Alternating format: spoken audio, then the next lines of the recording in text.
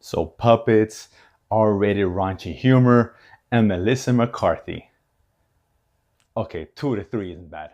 And with that, I'm working with another episode of The Romantor. My goal, as always, is to enhance a movie watching experience. So the Happytime Murders. This is directed by Brian Henson, of course, was son of Jim Henson, who created the Muppets way back in the day, something I adore to this day. I was really excited about this one here. We have this world where puppets and humans, live amongst each other. Of course, puppets aren't really on equal level as the humans. Are kind of treated as secondary class citizens. It's kind of a take on the social injustice. It's kind of mirroring what's going on right now, but that's not really explored enough in this movie, so I'm not really sure why that was in there to begin with. But I digress. Here we have the one particular detective, actually it's a private investigator, PI known as Phil Phillip, who happened to be a former police officer, the first puppet to become a police officer, and the last one, as he was unceremoniously discharged. And he's thrown into this investigation of this murder of a cast of an old TV show called the Happytime Gang, which is now in syndication. It was the first show that starring puppets, which is accepted by humans and all that. So he's thrown into that, trying to investigate who's actually killing off each of these characters. And he's forced into a partnership again with this old detective partner played by Melissa McCarthy. And they have kind of an estranged relationship, and they have to work together to try to solve the mystery. Now, I was very excited to see this because, I'm a huge Muppet fan and all that. And I was kind of curious what Brian Henson can do with this material. And just alone, you got the puppets in a rated R movie with the raunchy humor, obviously in this kind of police procedural buddy cop kind of deal. I thought it was very intriguing. The trailer I absolutely loved. I laughed out loud at the very first trailer, so I was excited walking into it. And the excitement kind of dwindled halfway through. This was kind of a disappointment.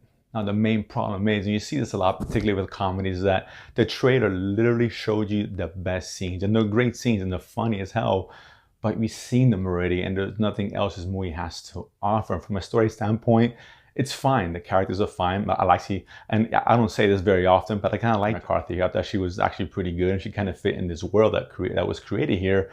And that shtick that she has, it fits well. That's what she's known for, and she does some of that same shtick here, and it's fine. But ultimately, it wasn't that the story was bad or this movie was ridiculous. I expected this to be ridiculous, to be kind of a farce, if you were. It's supposed to be that way. And at the end of the day, it's just, like I said, the story aside, the characters aside, a comedy just needs to be funny, and this is where this movie fails. Now, don't get me wrong, this isn't a horrendous movie. I know this movie is probably going to get killed by the critics, and I know I sense it, and I didn't think it was that bad. There is still some entertainment value. There's some moments where, aside from the scenes from the trailer, that I did laugh.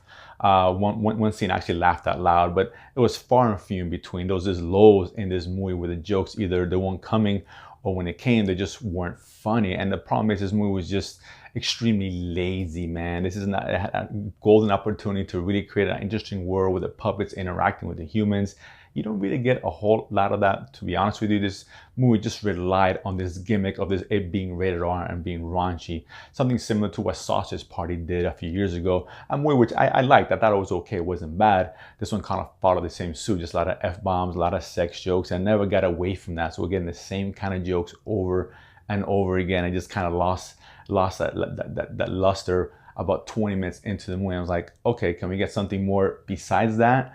Not that it was terrible. Some parts, again, were funny, but it just, again, they didn't really take it to a new level. And that was something that I was hoping for. This had a lot of potential, and I don't think that this is bombed at the end of the day. I can't really recommend this movie as well. I think some of you might enjoy some of the humor. I like crude humor. I like all the sexual jokes. That's great. But give us something more than just that. And again, story aside, which was fine, it needs to be funny. And this is the biggest fault of the movie. So I can't really honestly recommend you guys to go watch it.